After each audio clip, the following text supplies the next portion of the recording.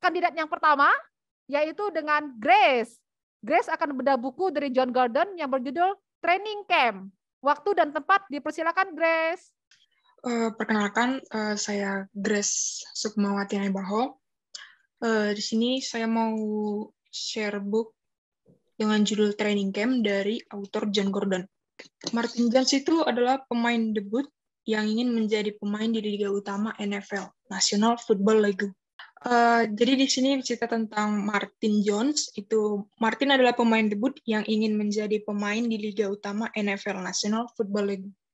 Martin ini memiliki tubuh yang kecil untuk standar pemain Amerika football, tapi dengan kerja kerasnya, dia berhasil menjadi pemain terbaik di tim universitasnya dan ikut training camp. Tapi sayang di pertandingan pertamanya ini, Martin mengalami cedera. Kakinya terkilir saat bermain. Maksudnya, dia dengan cederanya ini tentu para pelatih tidak akan mau atau setidaknya akan lebih mempertimbangkan dia untuk mendapat kesempatan masuk dalam tim Liga Utama. Di masa perawatannya, Martin bertemu dengan Gus. Gus ini adalah pelatih atlet yang menangani atlet cedera. Jadi Gus memberi semangat pada Martin dan menginginkannya fokus untuk pemulihannya. Martin yang gugup berhasil diyakinkan oleh Gus jika maksud Coach Ken itu memanggilnya adalah untuk memberikan beberapa nasihat.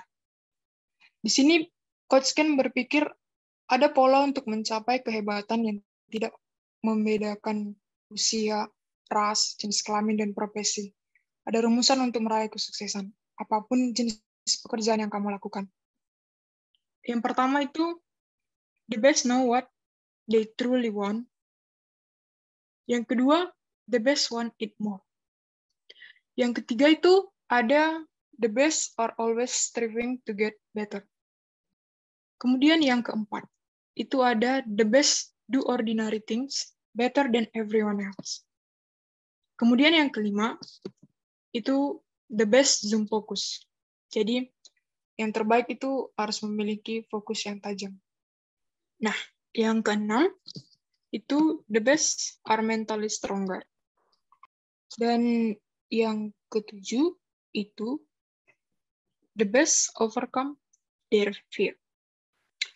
Nah, yang selanjutnya itu the best seize the moment. The best step into a greater power than themselves. Kemudian yang ke-10 itu adalah mereka yang terbaik meninggalkan warisan. Oke, the best leave a legacy. Kemudian yang terakhir itu the best make everyone around them better. Sebagai motivator, ya bagaimana yang tokoh-tokoh yang juga yang jadi motivator, mereka sudah, ibaratnya kita sudah menganggap mereka mencapai titik yang terbaik. Jadi mereka memberikan motivasi kepada orang-orang di sekelilingnya agar menjadi yang terbaik seperti mereka. Gitu. Dan itulah intinya menjadi yang terbaik. Ya, itu aja sih yang bisa aku sharing. Thank you, Ciweli. Baik, terima kasih Grace. Nah, jadi kelanjutan dari Grace itu menelurkan poin-poin yang sangat bagus juga lagi ya. Saya juga menemukan satu poin lagi adalah ya memang benar semua orang takut akan kegagalan. Tapi tadi yang ketika si Grace sharing tadi adalah tetapi pola pikir orang-orang terbaik adalah melihat tuh gagal sebagai sesuatu yang positif ketika mereka menempatkan kegagalan melahirkan peluang yang baru. Oh ya, oke. Ya. Oke, jadi pertama saya mau bahas tentang ITERPRO. Nah, poin pertama yang mau saya sampaikan itu persiapan, itu putuskan apa yang ingin dicapai. Nah, ambil selembar kertas, kemudian buatlah daftar tujuan yang akan ingin dicapai. Apapun tujuan itu, tentukan batas waktunya, buatlah sebuah rencana, bertindaklah sesuai rencana tersebut, dan kerjakan sesuatu setiap hari yang dapat mengarahkan kita ke tujuan tersebut. Jadi, di saat kita punya satu tujuan yang ingin dicapai, usahain buat daftar apa aja step-step atau rencana-rencana yang ingin kita lakuin buat ngarahin kita ke tujuan tersebut. Jadi supaya kita nggak melenceng dari jalur. Yang kedua itu persiapkan, Yang kedua itu persiapkan dengan matang sebelum memulai. Nah, salah satu cara yang terbaik untuk mengatasi penundaan adalah persiapkan segala sesuatu yang dibutuhkan sebelum memulai pekerjaan.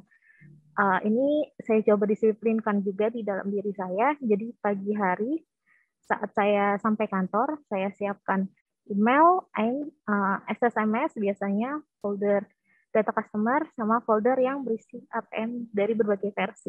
Nah, ini kenapa saya siapkan di pagi hari, supaya nantinya saat saya remote customer, saya tidak perlu struggling lagi untuk membuka semua data-data yang saya butuhkan.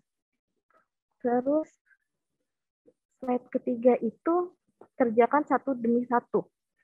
Seperti kata pepatah, sedikit demi sedikit, lama-lama menjadi bukit. Lakukan selangkah demi selangkah, tugas besar dapat dilakukan dengan duduk, fokus dan coba rampungkan satu persatu. Nah, ini terjadi juga di kehidupan saya di kantor. Salah satu tujuan saya berangkat kerja itu untuk menyelesaikan semua pekerjaan atau keluhan customer yang datang dengan tepat waktu.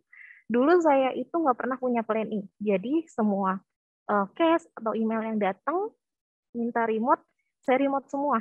Itu yang menyebabkan saya menjadi struggling, panik, dan lama dalam proses penyelesaian masalahnya. Nah, sejak baca buku ini, planning yang saya lakuin itu di pagi hari saya cek email, lalu masukin semua email yang datang ke dalam satu folder. Jadi saya di email bikin satu folder namanya folder planning. Semua email-email masuk saya pindahkan ke situ, jadi saya bisa ngurutin email siapa aja sih yang datang pertama. Nanti kalau misalnya udah selesai dikerjakan, saya take out email itu dari si folder pending. Jadi benar-benar pekerjaan saya tertata semenjak saya buat folder itu. Terus yang selanjutnya itu kenali hambatan utama. Sorry, jadi saya scroll manual ya. Sorry. Oke, kenali hambatan utama. Nah, di tempat kita berada sekarang dan di setiap tujuan yang akan dicapai, pasti kita akan bertemu satu penghalang yang harus diatasi sebelum bisa meraih tujuan utama. Nah, di sini saya mau bahas 3 poin yang biar kita mengetahui hambatan-hambatan itu. Yang pertama tuh pasti ketahui apa saja faktor yang jadi penghambat. Yang kedua, terapkan prinsip 80/20 yang ditetapkan pada penghalang. Apa sih prinsip 80/20? 80 itu biasanya 80% penghalang. Faktornya itu didapat dari faktor internal yang dapat menghambat dan mencapai tujuan. Contoh faktor internal ini biasanya ada di dalam diri kita sendiri, kayak kualitas, kemampuan, kebiasaan, disiplin, dan kompetensi Anda sendiri. Nah, yang 20% itu biasanya dari faktor eksternal.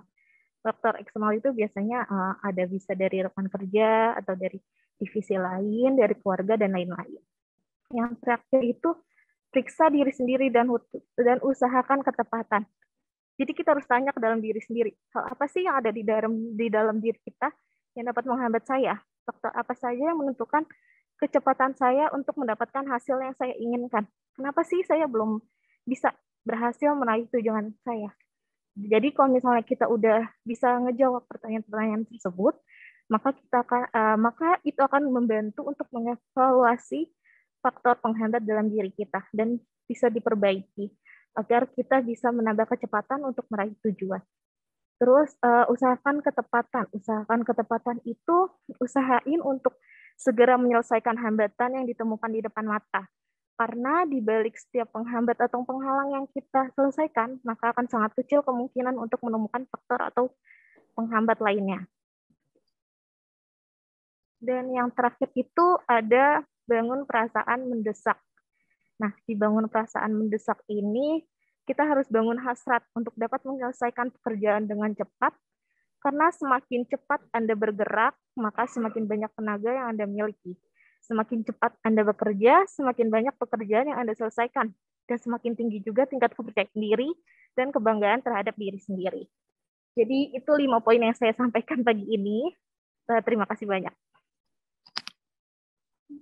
Oke, thank you Rosi atas sharingnya. Tersentuh, Pak. Siapa yang meneteskan air mata? Oke, tulis ya nanti pelajaran apa yang didapat dari sini, terus kemudian tulis ke saya. WA. Oke, tadi waktu pembuka Titin mengatakan bahwa bersyukur itu bahagia. Orang yang bisa bersyukur itu bahagia. Ini saya tunjukin fotonya. Padahal kita nggak janjian ya, Tin ya? Iya, Pak. Oke, orang yang dapat bersyukur hidupnya lebih bahagia. Karena dia dapat mensyukuri apa yang didapatkan. Orang yang bersyukur bukan berarti pasrah ya. Orang yang bersyukur itu dapat berjuang lebih keras lagi. Orang yang bersyukur itu yang diperjuangkan adalah untuk meningkatkan kemampuan dirinya agar dapat lebih bermanfaat untuk orang lain. Yang dapat menghargai manusia lainnya adalah pada saat manusia itu dapat memberikan karyanya yang terbaik yang dapat dinikmati oleh orang lain. Jadi kita sebagai manusia, kita harus bisa memberikan karya kita yang terbaik yang dapat dinikmati oleh orang lain. Maka dengan seperti itu, kemakmuran akan datang dengan sendirinya. Cobalah kita lihat orang-orang yang mempunyai karya kayak Bill Gates, Mahatma Gandhi, Mother Teresa, Albert Einstein. Wah, itu luar biasa banget karya-karya mereka gitu ya. Jadi kita fokus pada pengembangan kemampuan kita untuk menuju ke kebahagiaan di dalam kehidupan ini. Dan kecukupan dalam hidup akan datang dengan sendirinya. Karena kalau kita belajar dari alam, pohon-pohon yang berbuah lebat, pohon-pohon yang berbuah manis, selalu akan dipelihara oleh orang. Dan orang akan mau memelihara tanaman yang seperti itu. Dan dia akan hidup. Sama dengan manusia gitu. Jadi kita harus berbuah. Kita harus berkarya. Dan karya kita harus manis seperti buah yang enak. Pasti kita akan dipelihara oleh orang-orang dan sekitar kita. Maka itu tadi pada saat sharing buku Grace, itu harusnya non-competing to others. Jadi kita tidak boleh berkompetisi dengan yang lain. Maksudnya berkompetisi gitu. Jadi bukan ya berkompetisi gitu ya. Tapi kita kompetisi terhadap diri kita sendiri supaya kita bisa mengasah skill kita dan kita bisa mendapatkan karya yang terbaik. Nah, dari pelajaran tersebut, Andal Software selalu berpikir bagaimana kita harus terus mengembangkan kemampuan kita. Gitu ya. Artinya mengembangkan kemampuan Andalers untuk dapat membuat karya yang lebih baik lagi dan lebih baik lagi dan lebih baik lagi tanpa harus iri kepada perusahaan lain. Gitu ya. Dan harus mengurusi perusahaan orang lain gitu ya. Jadi kita nggak perlu gitu. Kita fokus pada kekuatan kita dan kemampuan kita dan saya yakin uang akan datang dengan sendirinya. Gitu teman-teman. Oke, sharing saya sampai di sini. Ini kata-kata yang saya ambil. Saya nggak usah baca nih karena. Mau dibacain, Pak? Boleh, tolong. Oke, tulisannya adalah orang yang dapat bersyukur adalah mereka yang selalu meningkatkan kemampuan dirinya untuk dapat berkarya dan hasil karyanya dapat dinikmati oleh banyak orang. Oke, thank you. Well, dengan begitu sharing saya sampai di sini. Jangan lupa tulis cerita itu tadi, apa yang menyentuh tadi kata-katanya ya, apa yang pelajaran apa yang kalian dapatkan pada saat melihat video tersebut. WA ke saya. Terima kasih. Oke, baik. Pak Indra. Terima kasih Pak Indra.